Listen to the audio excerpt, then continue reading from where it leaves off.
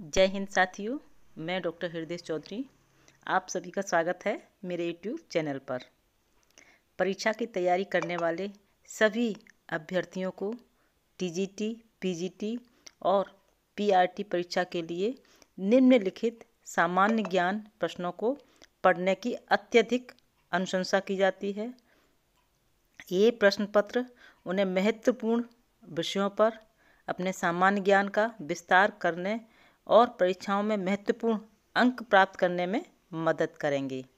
परीक्षा में सफल होने के लिए अभ्यर्थियों को इन प्रश्नों का नियमित रूप से अभ्यास करने की आवश्यकता है। तो वीडियो शुरू करते हैं बिना किसी देरी के और चलते हैं सवालों की दुनिया में। और पहला प्रश्न आपके सामने है, घरेलू मक्खी का वैज्ञानिक नाम क्या है? आप देखते हैं घर में जैसे ही कोई पकवान रखा जाए या कोई मिठाई हो, उस पर घरेलू मक्खी बैठना शुरू कर देती हैं और उनको आप परेशान हो जाते हैं उनसे। तो उस घरेलू मक्खी का नाम, वैज्ञानिक नाम क्या है? हमारे सामने ऑप्शन है मास्को डोमेस्टिका, राना ट्रिगीना, पावो क्रस्टेस, पैंथियन लियो। शायद ही आप जानते होंगे घरेलू मक्खी का वैज्ञानिक नाम, लेकिन आप उस घरेलू मक्खी का जिससे आप बहुत परेशान हो जाते हैं, कहीं भी कुछ रखा जाए खाने का सामान, उस पर आके बैठ जाती है, फिर आप उसको भगाते हैं। लेकिन कभी दिमाग में ये नहीं आया कि उस घरेलू मक्खी का वैज्ञानिक नाम क्या हो सकता है। हमारे सामने जो ऑप्शन है उसमें हमारा सही जवाब होगा मास्को डोमेस्टिका। घरेलू मक्खी का वैज्ञानिक नाम मास्को डोमेस्टिका है।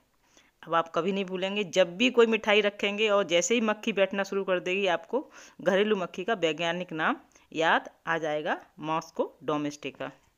आगे बढ़ते हैं और प्रश्न है, भारत में यूनेस्को विश्व धरोहर स्थल कौन सा है? यानी कि यूनेस्को के विश्व विरासत शहरों की सूची में भारत से किसको शामिल किया गया है? हमारे सामने ऑप्शन है ग्वालियर, इंदौर, आगरा, दिल्ली। अगर आपको इसका जवाब मालूम है तो कमेंट जरूर करना। और इस प्रश्न का सही जवाब हो जाएगा ग्वालियर। मध्य प्रदेश में ग्वालियर और ओरछा के ऐतिहासिक किले वाले शहर को विश्व विरासत शहर कार्यक्रम के तहत यूनेस्को के विश्व विरासत शहरों की सूची में शामिल किया गया है ग्वालियर को। तो इम्पोर्टेंट प्रश्न है और पिछली परीक्षाओं में ये प्रश्न पूछा भी जा चुका है। तो आप इस प्रश्न को ध्यान में रखिएगा कि भारत में यूनेस्को विश्व धरोहर स्थलों में ग्वालियर के जो ऐतिहासिक किले हैं, यानी कि ग्वालियर शहर को शामिल किया गया है। आगे बढ़ते हैं और प्रश्न है, नीति आयोग के अध्यक्ष कौन हैं? इम्पोर्टेंट प्रश्न है और आप लोगों को, ज़्यादातर लोगों को मालूम भी होगा इस प्रश्न का जवाब, लेकिन फिर भी प्रश्न महत्वपूर्ण है, इसलिए हमने आज की इस वीडियो में शामिल किया है। नीति आयोग के अध्यक्ष कौन हैं?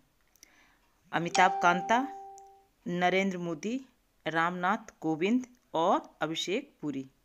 इनमें से सही जवाब है नरेंद्र मोदी।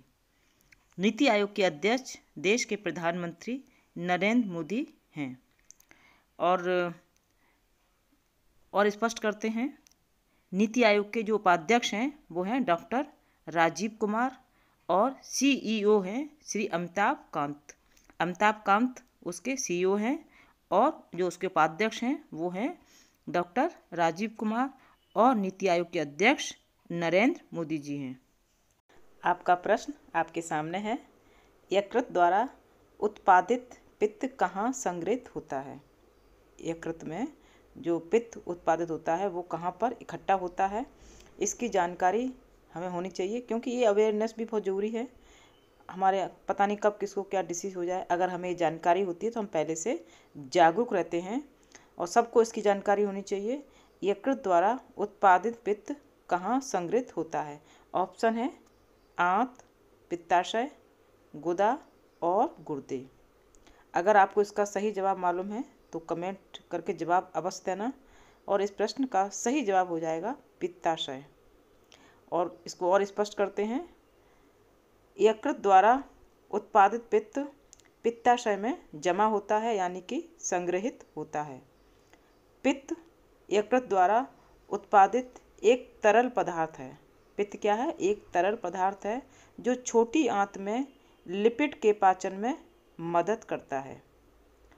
पित्ताशय की थैली एक छोटा सा खोखला अंग होता है। पित्ताशय में अक्सर आपने देखा होगा पथरी हो जाती हैं। पित्ताशय की थैली एक छोटा सा खोखला अंग होता है जो छोटी आंत में निकलने से पहले पित्त को संग्रहित और केंद्रित करता है। तो ये हमारा कुछ स्पष्टीकरण थे, यानी कि कुछ डिटेल थे जो आपको बता दिए हैं। आपका प्रश्न आपके सामने है। सरदार सरोवर बांध किस नदी पर स्थित है? सरदार सरोवर बांध कहाँ पर स्थित है? हमारे पास ऑप्शन है कावेरी नदी, ताप्ती नदी, नर्मदा नदी और कृष्णा नदी। और इसका सही जवाब होगा नर्मदा नदी। सरदार सरोवर बांध नर्मदा नदी पर स्थित है।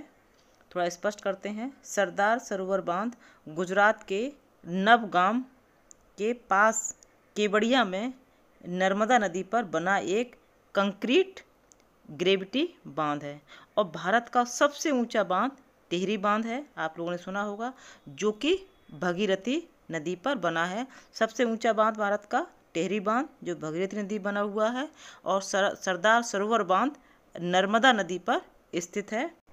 आगे चलते हैं और प्रश्न है इंद्रधनुष किसके कारण बनता है? महत्वपूर्ण प्रश्न है। इंद्रधनुष किसके कारण बनता है? आपने अक्सर देखा होगा इंद्रधनुष सबके मन को लुभाता है। हम लोग सब देखने दौड़ जाते हैं जब इंद्रधनुष कहीं दिखाई देता है। तो इंद्रधनुष किसके कारण बनता है? हमारे सामने ऑप्शन है केवल परावर्तन, प्रकीर्णन और संपूर्ण आंतरिक परावर्तन, विवर्तन या फिर विक्षेपण।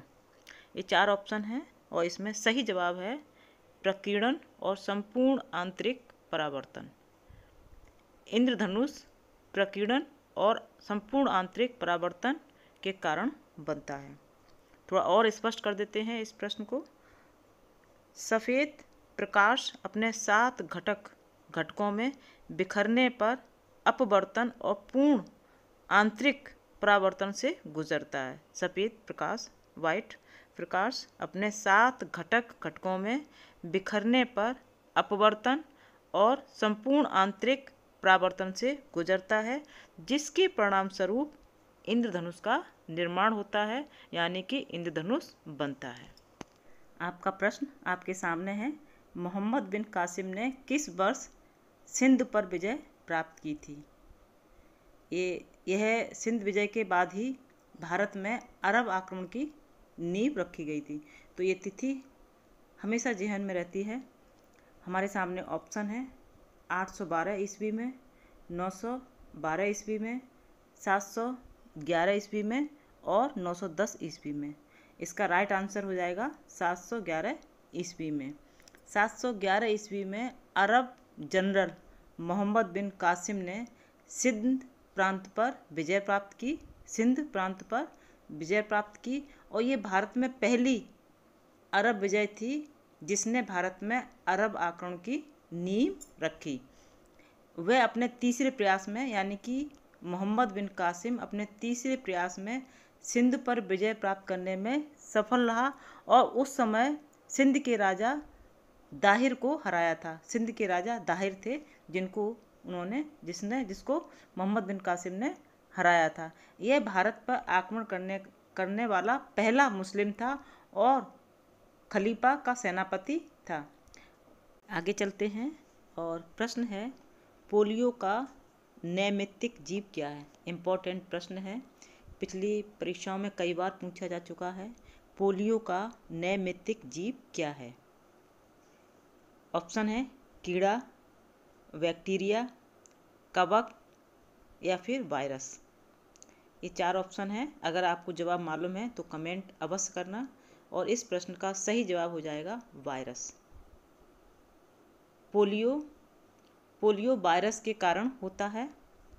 थोड़ा गहराई से जानते हैं, इसको समझते हैं।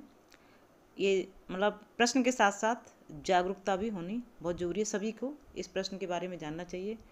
पोलियो वायरस एक व्यक्ति से दूसरे व्यक्ति में फैलता है।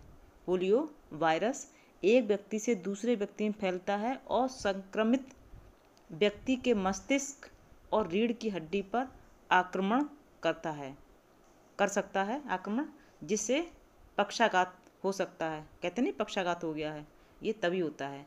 और बैक्टीरिया कारण कौन कौन से होते हैं? बैक्टीरिया कारण क्षय रोग होता है, हैजा, टाइफाइड, कुष्ठ, टिटनेस, ये सब बैक्टीरिया कारण होते हैं।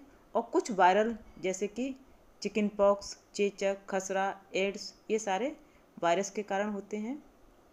और पोलियो वायरस के कारण होता है। कवक से होने वाले रोग एथलीट फुट, जैसे दाद भी होता है कवक से द्वारा।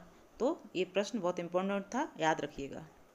इस वीडियो में लिए गए सभी प्रश्न टीजीटी और पीजीटी के साथ साथ सभी कंपटीशन के लिए बहुत महत्वपूर्ण हैं, क्योंकि ये प्रश्न अक्सर परीक्षाओं में पूछे गए हैं। उन्हीं प्रश्नों को इस वीडियो में लिया गया है। तो आप लोग इस वीडियो को ध्यान से सुनिएगा, और पसंद आई है तो वीडियो को लाइक करें, शेयर करें, और चैनल से अगर नए जुड़े हैं तो चैनल को सब्सक्राइब भी करें। इसी के साथ जय हिंद, जय भारत।